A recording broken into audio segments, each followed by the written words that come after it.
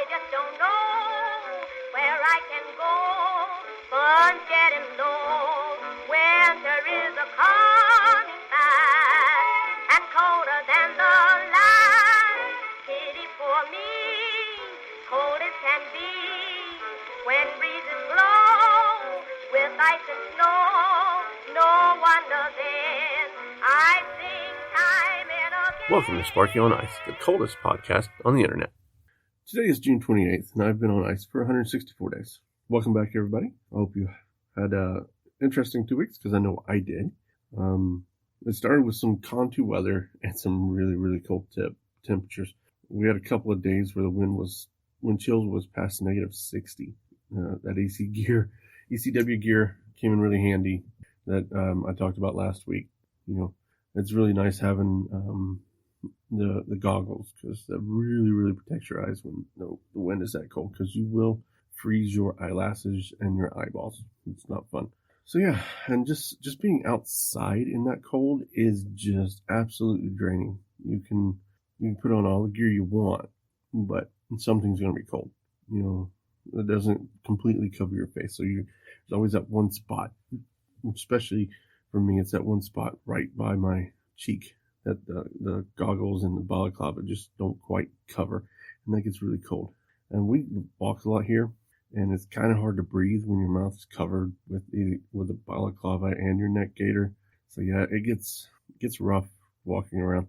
But if you don't have it, the wind will literally steal your breath away. It's really hard to breathe in a 60 mile an hour wind. I don't know if you've ever tried it. Or just stick your head out the window and try and breathe going down the freeway. Yeah, that's kind of what it feels like. And at those temperatures, even the inside feels colder. I had to put some toe warmers in when I was in the shop the other day. I could not get warm no matter what I did. Those toe warmers really work, by the way. If you're ever cold, just put them in. They're really, really nice to have. Speaking of the toe warmers, I was glad I had them on the other night, because I got called out to help the plumbers with a frozen water pipe.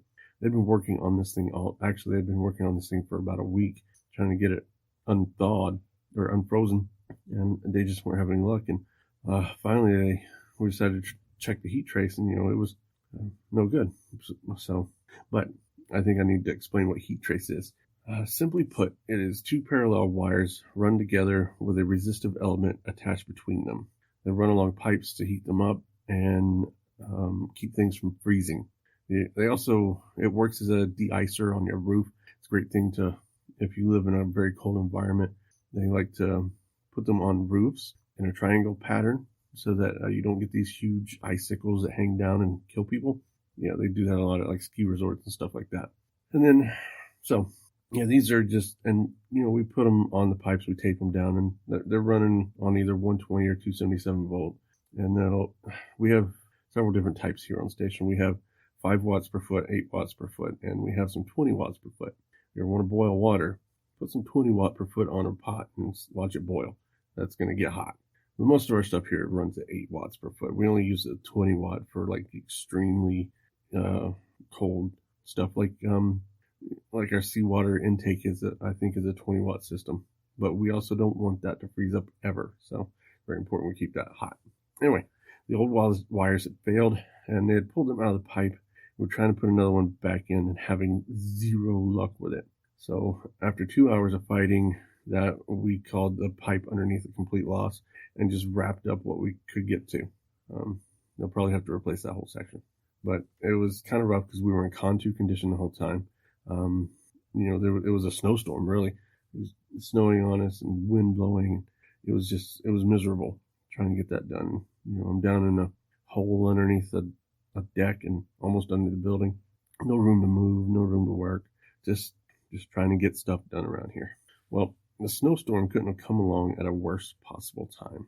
We had a plane scheduled for Wednesday, and thanks to the storm, no plane. It's delayed till at least Saturday, but most likely it'll be Monday or Tuesday before it gets here. That means no mail, no freshies, and people are stuck either here or in Christchurch. Just like the plane back in April, it's our only plane. Only thing is weather, not mechanical issues this time. Yeah, and this has been a major topic of discussion here lately. It's probably the most talked about thing in the galley is, when is the plane coming? Wish it would get here. These poor people who have to be stuck here or there. And it gets frustrating, because we depend on that plane to bring us stuff and to get people out of here. And it's just horrible that they can't fly. We thought they'd be able to get the skiway cleared today, but right on cue, the wind started back and it's blowing snow, and we're back in Con 2 again. So it's going to be a while, and hopefully we don't miss our window. Last year they missed the plane window, and they didn't get another one until July. So people were stuck here an extra 3 weeks. Kind of sucked. In other news, I attended my first karaoke in the last 2 weeks. I really enjoyed it. I had a good time watching other people sing. The guys are trying to get me up there to sing. I don't know if that's going to be a good idea or not, but I'll let you know how it goes. Maybe if one of them makes a video, I'll post it.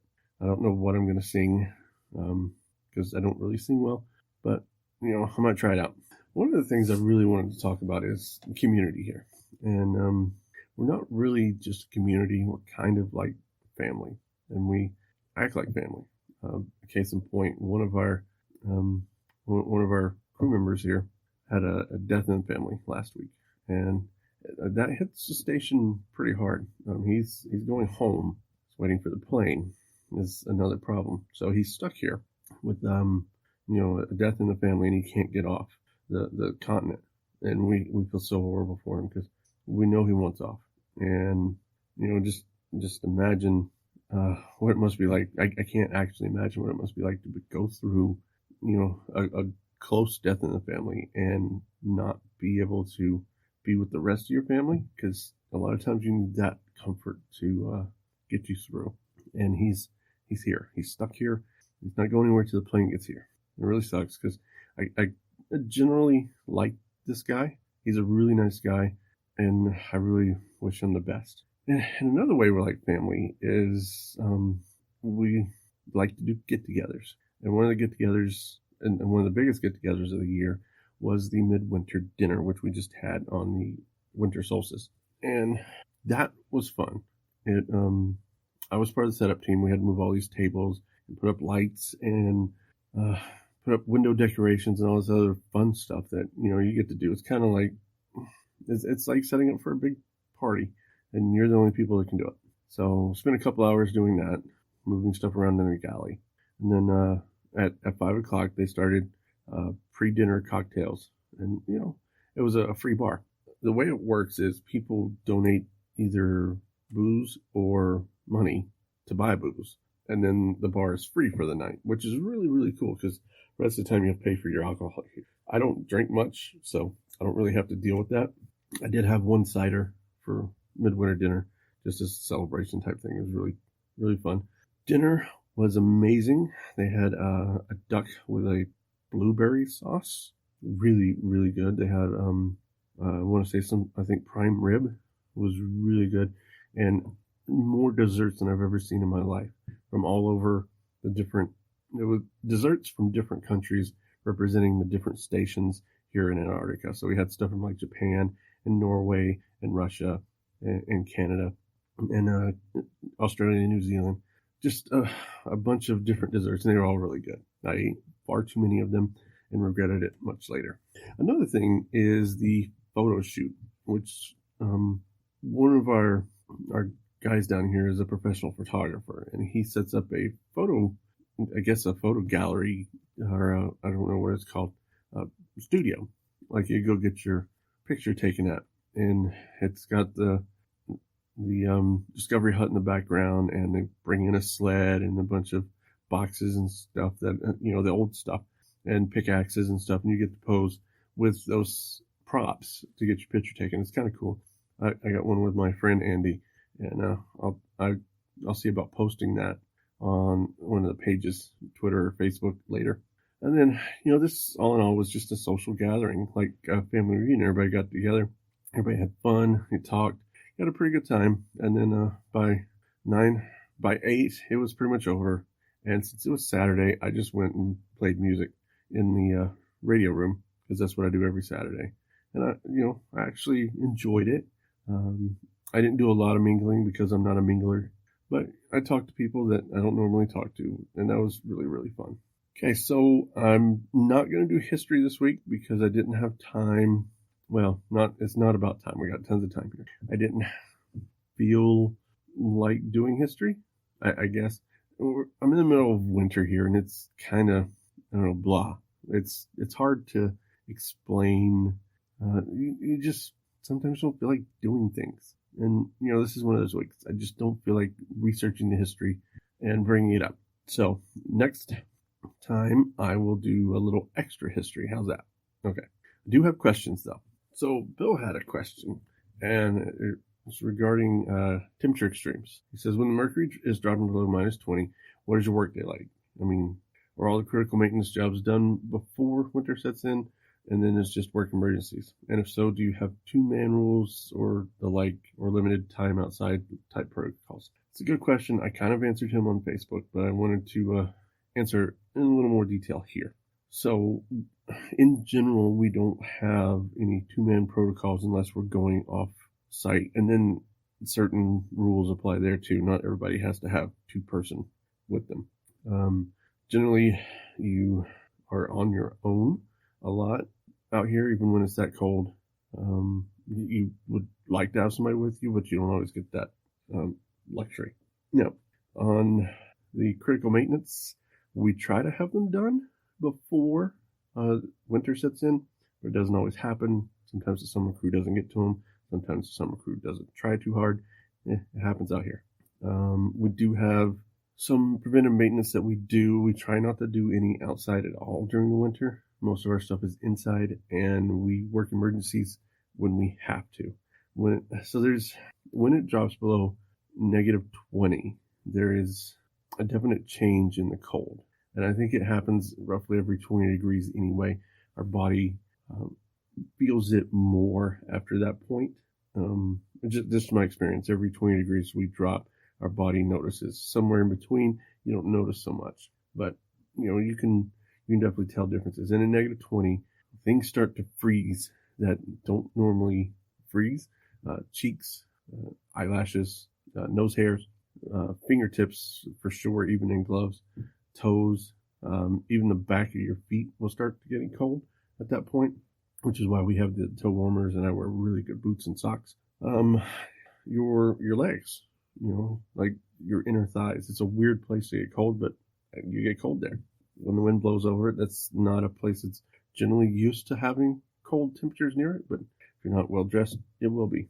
Your head, obviously, and when you compound that -20 with some wind, it gets brutal, and frost nip is inevitable. It's going to happen.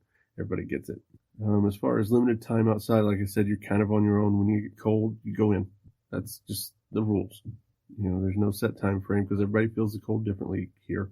I mean, I can stay out much longer than some other folks simply because I'm more well insulated, or maybe because my blood flow is different than theirs. I don't know, but I've found I'm able to withstand the cold a little longer, just not much longer.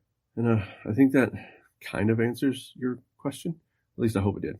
Okay, we also have Heather and her kids with a whole list of questions, so I'm going to answer a couple more. A couple quick ones. Question number 1, how far away from the South Pole are you? I am just under 1,000 miles from the South Pole. It takes something like 3 weeks to drive there. Yeah, because you can only do like 7 miles an hour. Question 2, how big is your living space, and do you have to share a room? So my living space is, in this current dorm, it's about a 10 by 15 room. Normally during the summer, yes, we would have to share a room with a roommate, but in the winter, they like to treat us nicely, so we don't have to share rooms. If I stay for the summer, I'll have to share this room. But we do get our own bathroom that we share with another room, so there's a bathroom between 2 rooms. It's not bad. It's better than some of the other dorms where they have to share common bathrooms in the hallways, and that's no fun at all. And question 3, what medical services are there? So we have a staffed medical center that can treat most things. We have a doctor, we have a nurse practitioner, and we have a physical therapist in